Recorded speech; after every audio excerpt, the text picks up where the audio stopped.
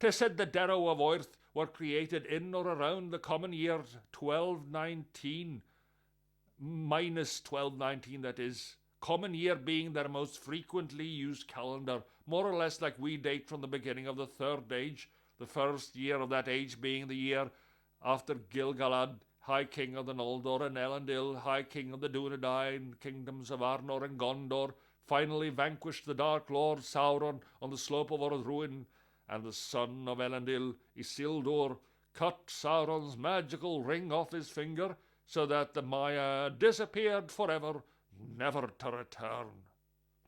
As you most likely remember, we are now in the year 1688 of the Third Age. The common year calendar of Earth began with year 1, when Grand Prince Nasran I of the great kingdom of Erdi declared peace throughout his land and took the title Overking. Well, anyway, in the common year, minus 1219, the Imperial Congress, which is a little bit like our Royal Council to King Durin of the Soul Imperium, following a debate, gave their approval for the magic users of that country to create a race of slaves meant to be minors from dwarvish and mannish slaves already in their possession, and using warp magic and terrible breeding practices, worse than for animals. The very name Derro is said to mean twisted dwarfs in the Flan tongue, a mannish language of Earth. 'Tis said that they have inherited a penchant for magic from their Sulua's masters. Many were, after all, descended from men of Sulua's stock, and that gold sickness, alas, is endemic among them, which the men of Earth say comes from the dwarven ancestors of the Derro. The Derro remained slaves in the Soul Imperium until the rain of colourless fire destroyed the Imperium, but left the mines and tunnels of the Derro intact. The Derro naturally viewed the destruction of the Imperium and their liberation, that earned from it, as a great boon, but their ways, alas, had already turned to evil, having known aught but torment and oppression under their mannish masters. The Derro of Toril are nearly identical to those of Earth, except that they suffer from nausea when exposed to sunlight, which Earthling Derro do not.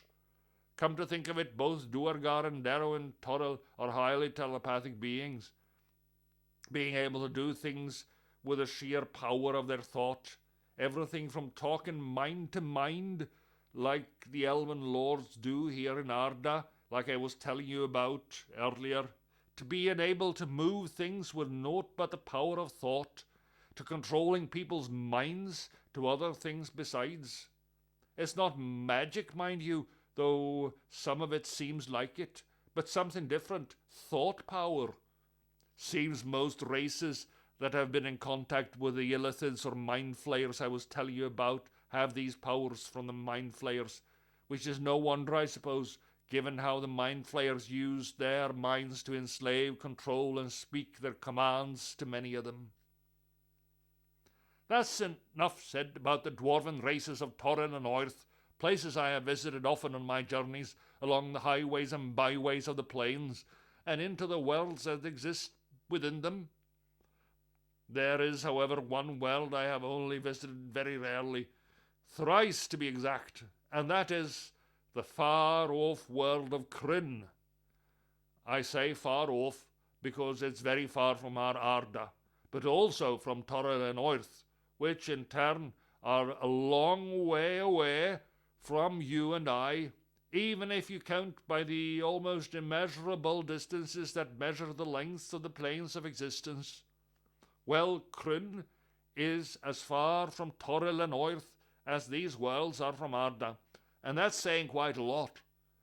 Going from here in Khazad-dûm to a place in Toril called Candlekeep, where I know a very gentlemanly half-dragon dire hobbit, and yes, there are hobbits on Toril just as there are here in Arda, known as the Picaroon, and in fact he's what's they're called a dire hobbit and a half-dragon. But if I start explaining their hobbit races the way I'm now explaining the dwarven kind of all the worlds, you'll miss your journeymanship test, which is now, according to the hourglass, only 6.5 hours away. Anyway, what I was going to explain was that going from the portal in our cellar here in Khazad-dûm to the Picaroons' quarters in that castle sanctuary of Candlekeep is like travelling all the way from here to King's Norbury in Arnor and back 100,000 million times. You couldn't do it except with magic, and that's why I used the portal in the cellar, that this little mithril ring, this trinket, to get me back. Well, Krynn is further still, twice as far like I just said. On Krynn, the first dwarves were all created together. Almost at once they began building their first great stronghold near to where they had awoken. And they named the stronghold in their own language, which is very different from Khuz'dul here in Middle-earth in tone and cadence, but like Khuz'dul is held secret and guarded. Kalthax, which means cold forge. This they built into a great domain over the first 2 centuries following their birth, so that in the very first generation of the Khazad on Krynn, it became a testament in stone and masonry to all that is good and dwarven. The word Kalthax is not only the name of the first dwarven city on Krynn, but to any cold forge, which is a magical machination they use with blue cold fire, hotter than the furnaces we use, which makes even the hardest metals like meteoric glass, like our Galvorn, and even diamond, malleable in seconds. Following the Greystone War, which occurred 2,900 years before the Great Cataclysm, which deeply shook the world of Krynn, when all the gods abandoned them, the warrior lord Agathethorn Wallen founded a new colony for the dwarves in the mountain chain on the Krynnian continent of Ansalon, called the Kalkist Mountains. This settlement was named Hielthax in opposition to Kalthax, as Hielthax means hot forge. The dwarves that began tunneling soon found a fire well, which the dwarves of Hielthax used as a furnace to fashion all their tools, weapons, armour, and other splendid works of craftsmanship for which we dwarves are known.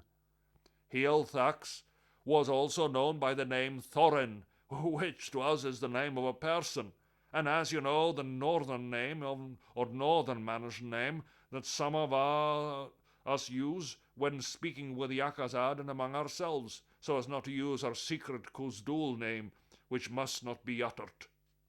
You know our neighbour is called Thorin Blackhammer, both here in Khazad-dûm and outside. Well, Thorin is one dwarvish name on Krynn for their settlement of Hielthax. Each year the great dwarvish feast of Baladin was held, to which the men of neighbouring countries were welcomed by the dwarves, and there would be great beating of drums and drinking of mead and ale, and feasting and on honey-roasted boar over the open fire, and dancing for those what wanted to. Dwarves and men would mix and trade and converse on many matters.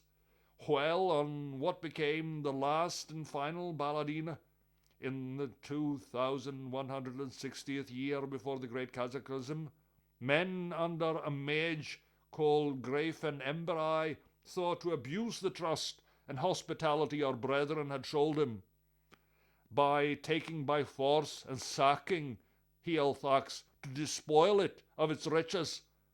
The last laugh were on the men, however, as their attempt failed, though, alas, only after many of our brethren lay dead and Hielthax was in ruins. The new leader of that realm, with a heavy heart, decided to end Baladina and close his city to the Akazad. Then a great argument arose among the dwarves of Hielthax, when some, the Kalnar, chose to remain in that place and try to rebuild its splendour, while others, the Hilar, tried to make their way in the world, to travel, to try to find and build something new in safety.